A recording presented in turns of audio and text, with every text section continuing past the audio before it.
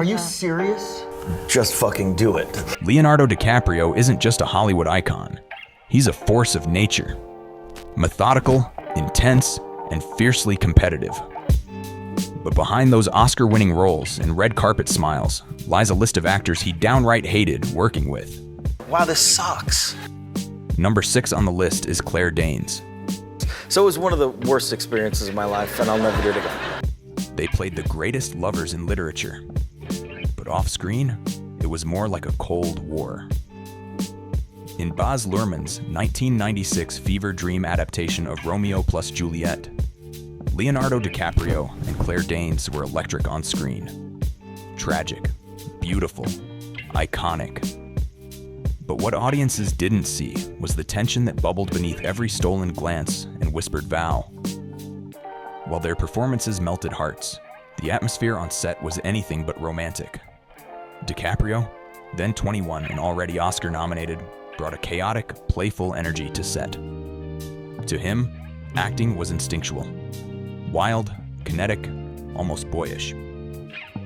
Danes, just 16, came in with a contrasting approach.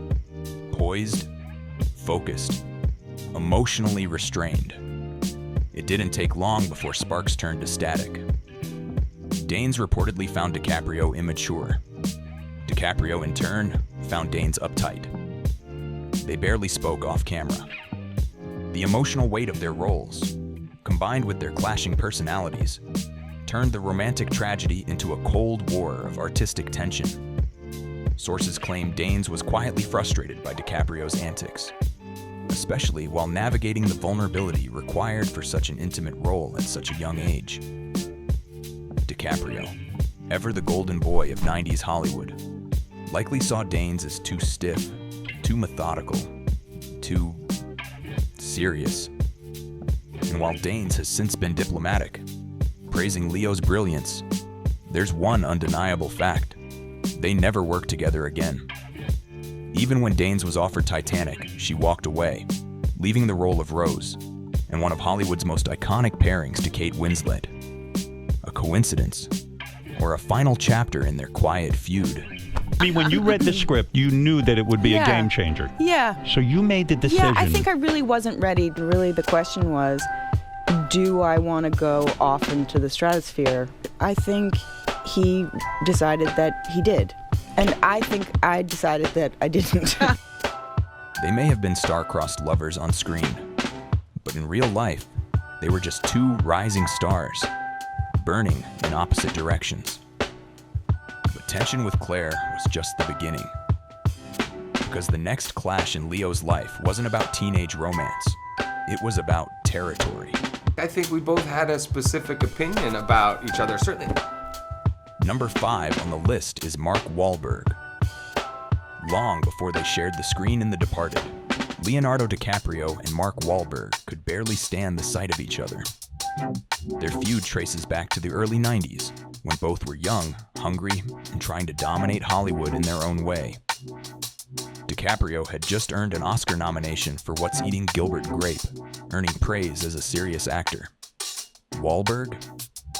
He was still shaking off his Marky Mark in the Funky Bunch image, more known for Calvin Klein ads than character depth. The director of the film, he had made all my music videos, so he felt like I was more than capable of playing the part, but nobody had seen me act in the film. So when Wahlberg's name came up as a contender for the Basketball Diaries, DiCaprio was furious. Wahlberg had humiliated him during an MTV charity basketball game, blocking his shots, clowning him on the court, and then performing at halftime in his underwear. Leo saw him as a clown, not a co-star. Producers still pushed for Wahlberg. And that's when DiCaprio, full of conviction and disgust, reportedly said, "Over my dead F-King body, Marky Mark's not going to be in this F-King movie." To Leo, this wasn't just about casting. It was about protecting a deeply personal role, one that demanded emotional range, not ego or street swagger. So I had to really kind of just go out there and prove myself. Wahlberg, on the other hand, didn't think Leo fit either. He wasn't a New York street guy, he scoffed. Both had chips on their shoulders. Both thought the other was wrong for the part. And and neither was willing to back down. But something unexpected happened on set. Forced into the same scenes, they found a strange respect. Wahlberg admitted, "This guy is good." Years later, Leo would even help Wahlberg land Fear, the film that made him a star. Still, the fire that sparked their rivalry, it left a scar and one unforgettable quote. But if Wahlberg left a bruise, this one co-star left a mark. Number 4 on the list is Joel Edgerton. The worst thing is injuring somebody. Behind the velvet curtains of The Great Gatsby was a storm brewing. One that pitted Leonardo DiCaprio against an unlikely rival, Joel Edgerton. From day one, there was tension. DiCaprio wasn't thrilled about sharing the screen with a rising Australian actor known for his intensity, but not yet household fame. Edgerton, on the other hand, came in with something to prove, and wasn't about to dim his light for anyone, even Leo. The tension wasn't explosive. It was slow burning, the kind that simmers under the surface. Eye contact held too long, line readings that edged on one-upmanship. Baz Luhrmann, known for his operatic direction, let it fester, and it worked. On screen, the friction between Gatsby and Tom Buchanan felt electric. But off-screen, Edgerton later admitted there was an unhealthy friction between them. Not rivalry, not fun, friction. DiCaprio, too, confessed that Tom's aggressive energy came out of him on set, almost like he couldn't control it.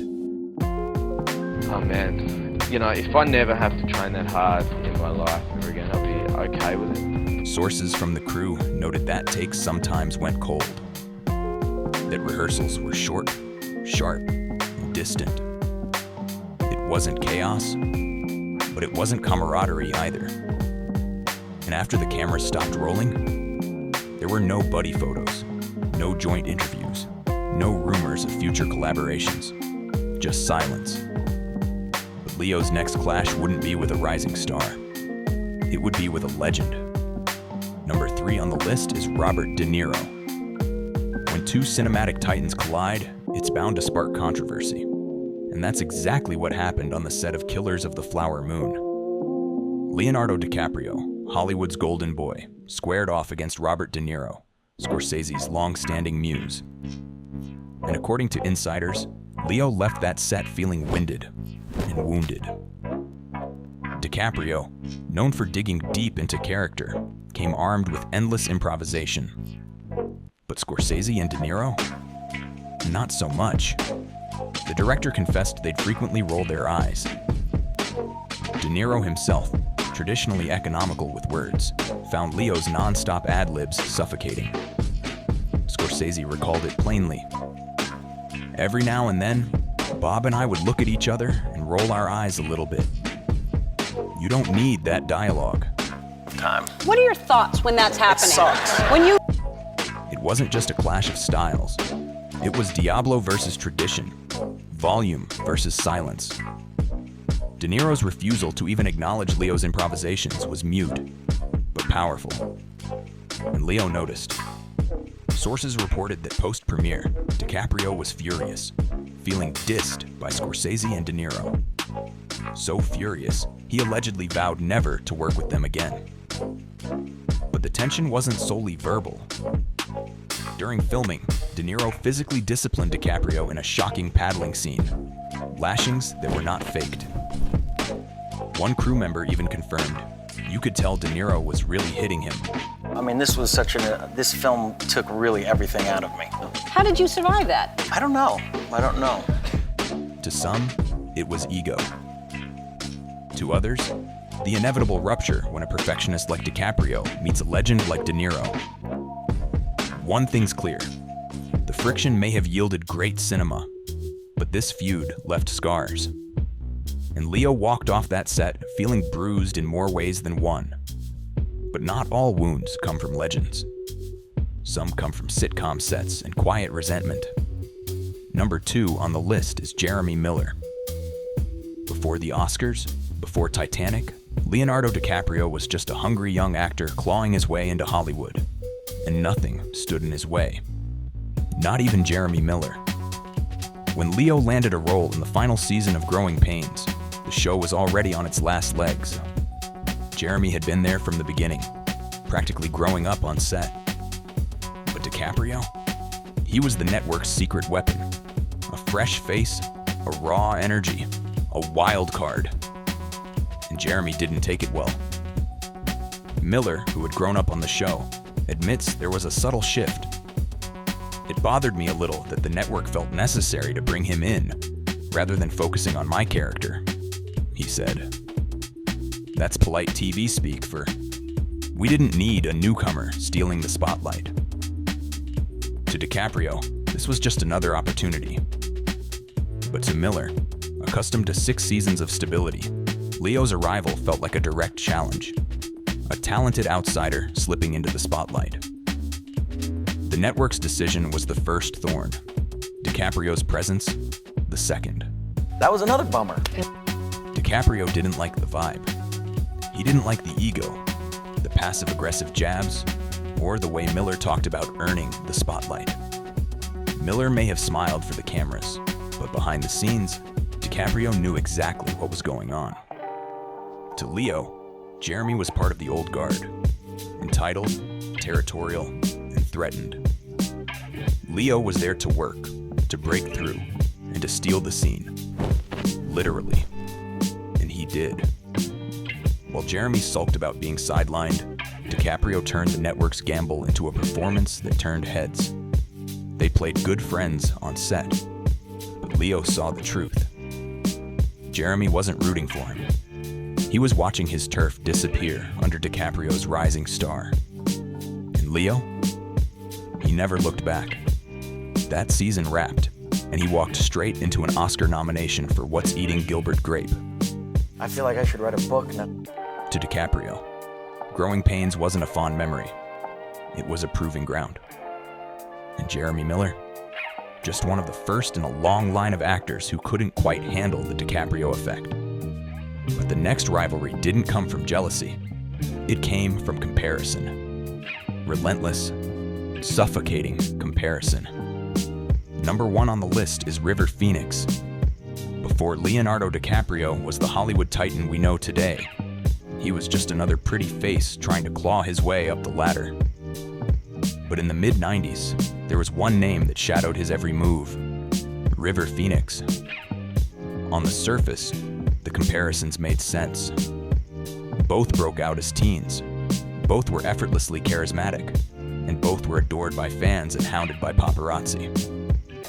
But to DiCaprio, the constant Phoenix parallels weren't flattering. They were infuriating. Wow, this sucks. Behind closed doors, the whispers were relentless. He's the next River Phoenix. Same talent, same tragic path. It wasn't just lazy tabloid chatter, it stung. River wasn't just a fellow actor to Leo. He was the icon of their generation, someone DiCaprio deeply admired. But admiration doesn't mean imitation. When a media outlet confronted Leo with the rumor, his response wasn't sugar-coated. If they mean that I was in trouble, that's total bullshit. That was the line, the spark. You could feel the fire in his tone. To DiCaprio, Phoenix was a cautionary tale, a brilliant star who burned too fast, consumed by fame's darker side. And Leo wanted none of it.